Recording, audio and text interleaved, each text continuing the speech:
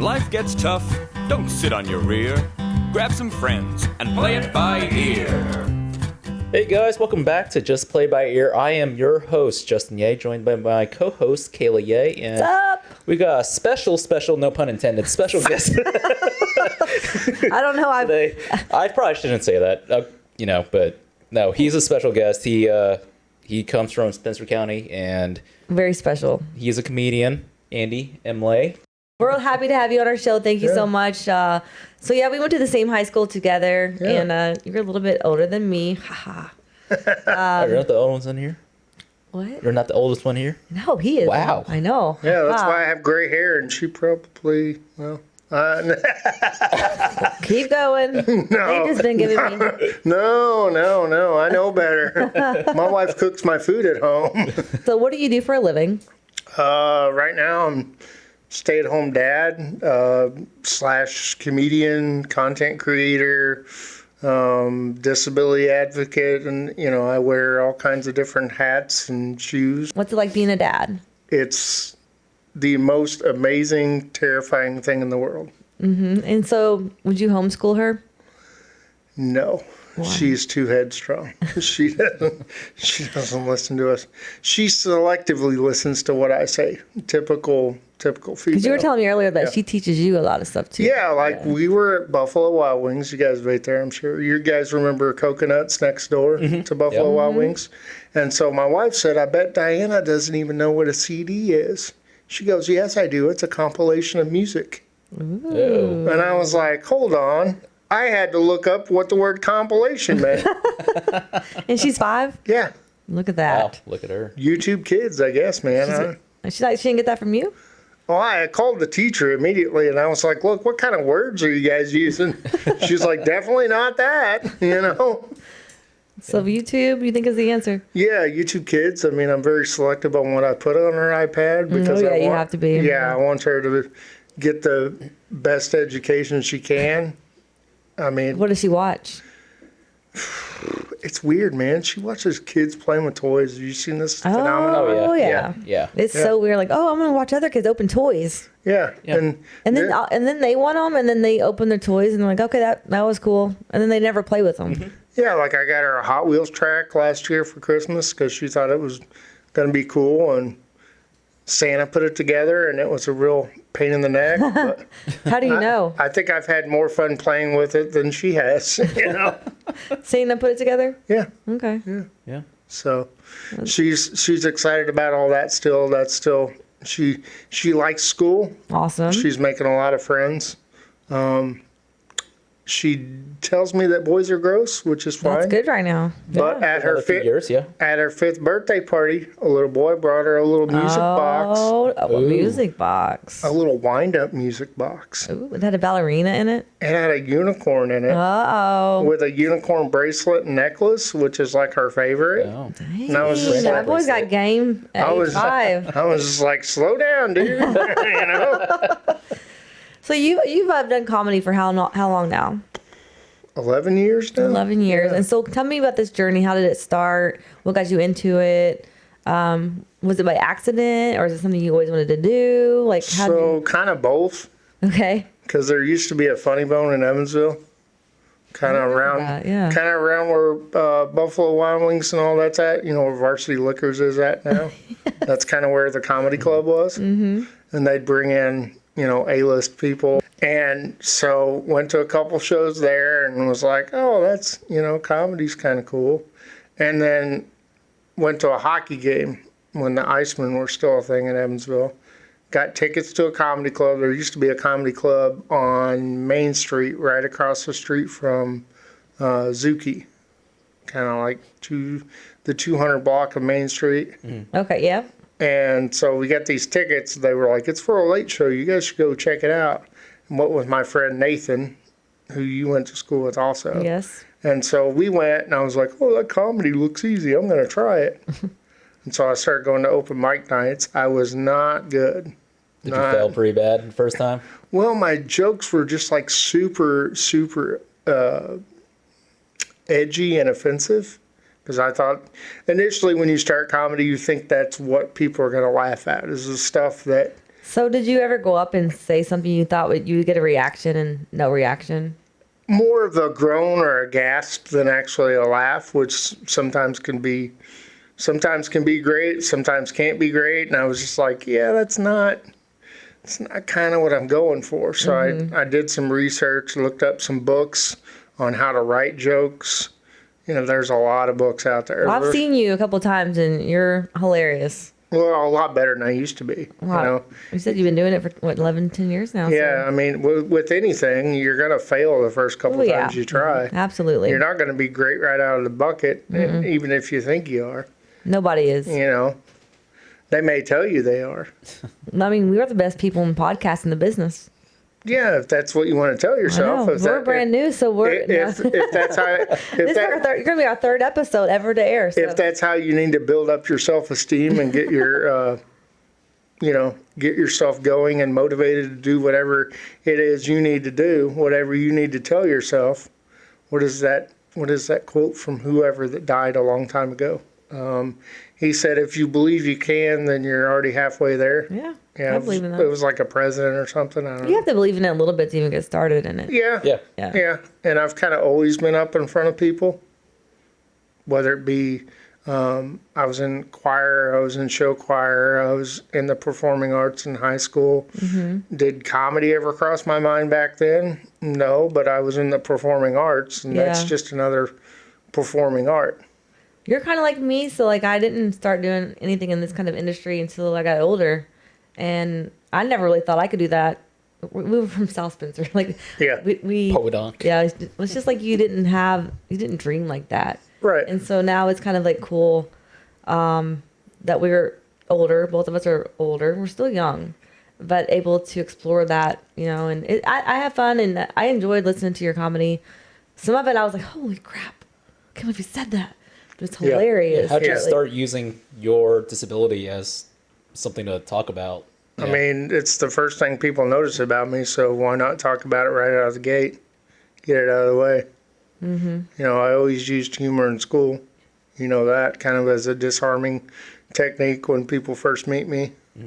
I figure if I can make you laugh before you try to make fun of me. Did it start out as kind of like a coping kind of thing? Yeah. Didn't really get bullied all that much. A little bit here and there. But it was kind of one of those things to where if somebody was going in on me pretty hard, there was somebody else behind me that was like, do you need me to take care of that for you? Kind of like a mafia type thing. Need me to take care of that for you, boss? Yeah, go duct tape him to the wall in the bathroom. I'll be there in 30 minutes. But it's a way to connect with people and break down that barrier and say, I'm just a normal person like you. Right. I just move differently. I just do things differently. It doesn't mean that I don't deal with the same struggles that you deal with or you deal with. Yeah, I wanted to have you on the podcast because I've seen you kind of grow through the years and you just keep going and you have to. Yeah. And so you've opened up for some people that's pretty like famous, I guess you can say. In the comedy world. Yeah. Who's the coolest person you've ever opened up for? Cletus T. Judd. That is so cool. Yeah. So cool. Yeah, that was one of those where they were like, hey, they're doing a show down here and they need somebody. I've given him your phone number. And I was just like, are you guys messing with me? Like, and it was like a 5-6 hour drive one way. And I was just like, okay, here's how much I want. And I want a hotel. And they were like, done. And I was just like, damn, I should ask for more money. Yeah. But it was cool. There was like 200 people there. It was sold out. I think I got like a 1 minute applause break on one of my jokes. Nice. And he was right off stage and saw it. And so when I come off stage, I feel somebody's hand on my shoulder, whispered in my ear, that was freaking awesome. And I turn around and it's him, and I'm just like, that is freaking awesome. Yeah. That's, wow. Yeah. So that's kind of like a full circle moment for you. Yeah, that and working with Donnie Baker a couple years ago. Oh my God, that's cool too. And you worked with Dustin Diamond. Uh-huh. Yeah. Yeah, somebody said, you keep working with all these people that are dying. Like, what's going on with that? Yeah. Are you sure people are going to continue to work with you? Like, is your stuff contagious? And I'm like, not that I know of. Oh my God. But, I mean, to accomplish what I've accomplished so far, it's inspirational. No, it's just doing things that everybody else wants to do, having the same dreams that everybody else has. I think what people are drawn to you and why it is inspiring is because you are able to take your disability and people like you even said put you in this box, and they shouldn't have been putting you in this box. And I think that you just have done a good job at like proving. Don't put me in a box. Like I'm not a cat. I don't need to go in a box. And I can do all these other things, So quit treating me like this. Yeah. But I've seen your shows and then hear you talk, and I'm just like, I couldn't believe something. I was like, holy crap! I know. I'm like, damn. Like, be easy on yourself. No, people like the self-deprecating stuff. I get people that relate to it. I'll get people come up to me after the show and go, "Oh yeah, my cousin has CP," or I'll get when I first started, this guy goes, "Okay, that was funny. You can get out of the chair now." What? That's not how this works. Most of the time, it's people helping me up on stage. Most of the time, it's clubs getting ramps out of attics or whatever. I thought about. We learned our lesson today. We learned our lesson. I actually thought about bringing a portable ramp with me places, but it's just like I get such good gas mileage with my little Equinox that I'm not willing to get something a little bigger. I get you. I mean, I went all the way to Florida on 2 tanks of gas in that little car. Did you really? Yeah. When did you do that? Take your kid? Yeah, back in June we had a big family vacation with all my brothers and all the kids, and it was something. I went deep sea fishing for the first time. Awesome. It's our favorite. Yeah, I got to go and actually got to stay in my wheelchair for all that too. Wow. And I'm the one that caught the biggest fish. What'd you catch? Yeah, Snapper? It was a black snapper. Okay, like a 10-pound. You don't realize how heavy those things are until you're trying to pull them up out of the water. It's yeah. You never caught a big fish. Not the biggest fish you ever caught. Funny. We got 2 comedians here today. That's her one joke. I got one in. But yeah, I caught that, and the co-captain was like, "Look, if you lose that, 1, I'm jumping in after it. 2, we got your brother's credit card on file. Don't worry about it." Did they fillet it for you too? Yeah, they filleted everything. It's still sitting on dry ice at my brother's house. He's like, "We're gonna cook those up eventually," because I think because I think we bought a 4-hour trip, so it was an hour out and an hour back, and in the 2 hours we were out there, we caught 30 pounds of fish. Wow. Yeah. And you got to keep all of that? Yeah, just boom, boom, boom, one right after the other, and they're like, "We have never seen anything like this." 30 pounds, that's a lot. And I'm just like, oh. We have fish in our lake out here. We have a lake back here, and we caught fish, and we're like, we're gonna fillet our own fish. Nope. It was gross. We tried it. It stunk. We like the whole. He was about to vomit like as he's. Yeah. But we didn't know how really to do it. Like you need to get one of those electric knives. Yeah. He like. I used the kitchen knife. Yeah, the kitchen knife, smart. and it was like You did not YouTube that. it was like mucusy, and it stunk, and I'm just like we could barely like eat it. It was like ugh. It was a bunch of vermilion snapper that we caught, and the black snapper. So I'm hoping once it cools off a little bit, because he wants to fry it up with oil and stuff like that, That'd be tasty. we'll get to eat on it. So. Oh yeah. Very nice. I wore a lucky shirt I got off Amazon that said motorboat and captain that I wore on the boat. Who are you wanting to maybe potentially go on tour with or open up for? Like kind of. Wait, let's reach for the stars. Nate Hart? Bargatze, he's huge right now. Yeah. I mean, he's on pace to sell out Seinfeld. Oh, Well, really? let's get you on. Open up for him. Yeah. Let's put it into the. Yeah. Yeah, gotta put it in the atmosphere. you know people down in Nashville. That's where he's doing all his stuff right now. I'm just saying, put it in the atmosphere. he's, Throw it out there. He focuses on clean comedy, which I'm working on that because I have a kid. I'm not saying my stuff's filthy, No, but it's on the It's edge. raunchy. You know what I mean? No, it's on the edge. But has your daughter ever seen one of the raunchy ones on No. YouTube or anything? No. No. Okay. No, her Parental iPad. control. Her iPad is locked down. She did tell me her first joke like a year ago. She's like, "Daddy, why did the cookie go to bed?" I said, "Why?"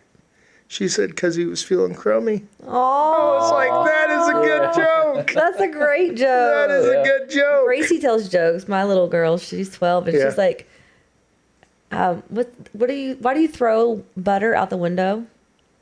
To see butterflies. Butterfly. I don't know. I get. Yeah, I can never land a joke. My daughter wouldn't like that. She's lactose intolerant. All right. Well, I'm gonna ask him some questions. Yeah, go for it. And you have to say the first thing that comes to your mind. Okay. Oh, this is dangerous. You don't have time to think. Well, it's not hard. But what's the worst heckle you've ever gotten? So I did my Stairway to Heaven joke, which you've heard before, in Orlando. And I've got a tag where I talk about Stephen Hawking. And a lady didn't like it and groaned. And I said, look, my wheelchair's right off stage there. You see it? I can make these jokes. It's fine. Yeah. Yeah.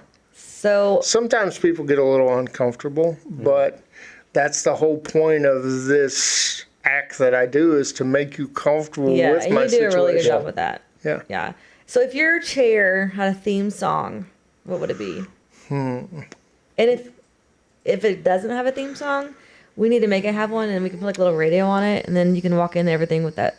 Rolling by Limp Bizkit. That's always been a favorite. Rolling.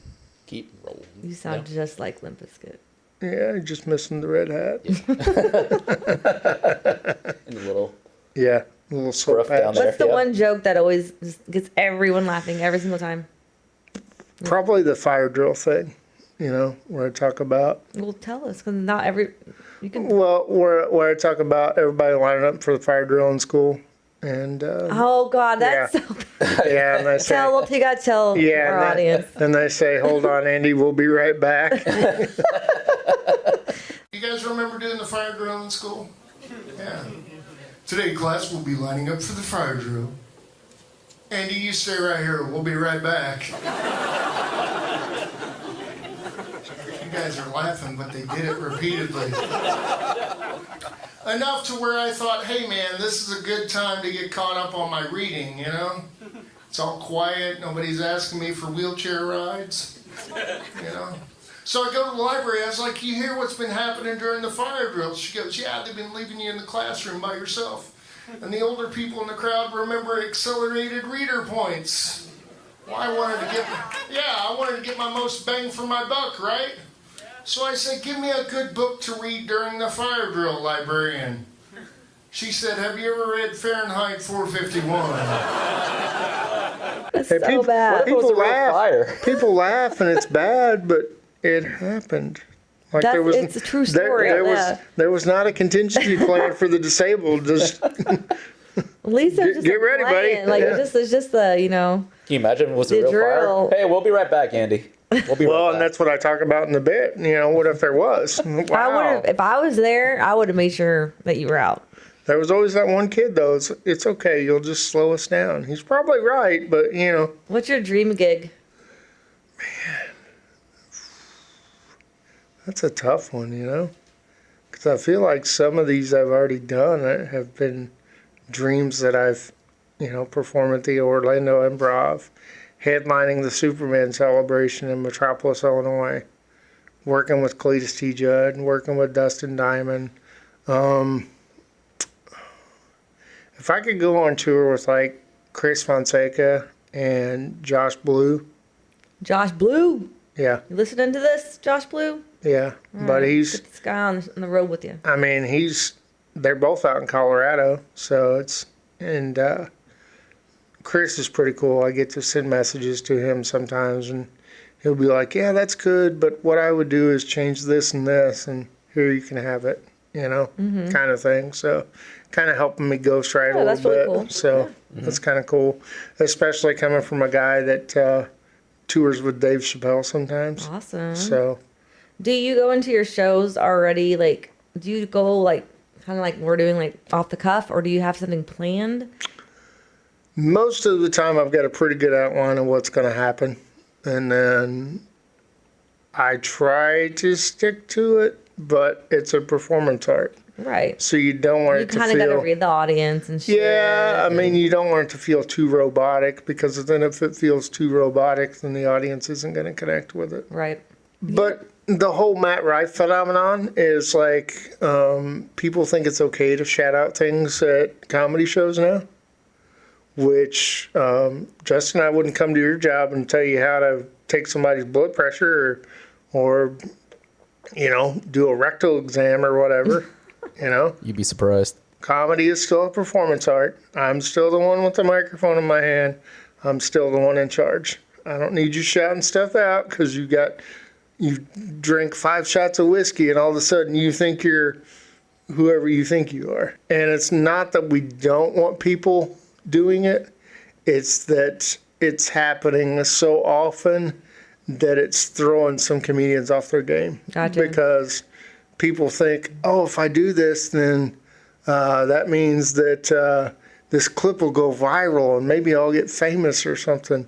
No, it's going to cause you to get thrown out of the show, and then you're never going to be able to come back because you couldn't keep your mouth shut. Yeah. Because there's a momentum that gets built, just like when you're doing music. There's a momentum that gets built, there's a crescendo, and there's a finish. And if you can't reach that because somebody's heckling you, Yep. it ruins it for everybody. Yeah. Yeah, it can throw me off sometimes when people request a song, we don't know it, and trying to, Or every music show you've ever been to, hey man, play Freebird. Mine's always Wagon Wheel. Play Wagon Wheel, Wagon Wheel, Wagon Wheel. I mean, that's on the set list anyway. I just throw it on there because I know it's going to be, Yeah. they're going to ask for it. Thanks, Darius. So, when is your next show?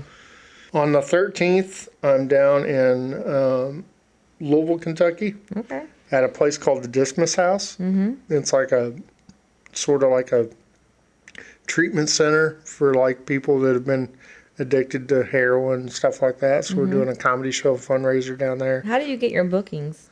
Do you?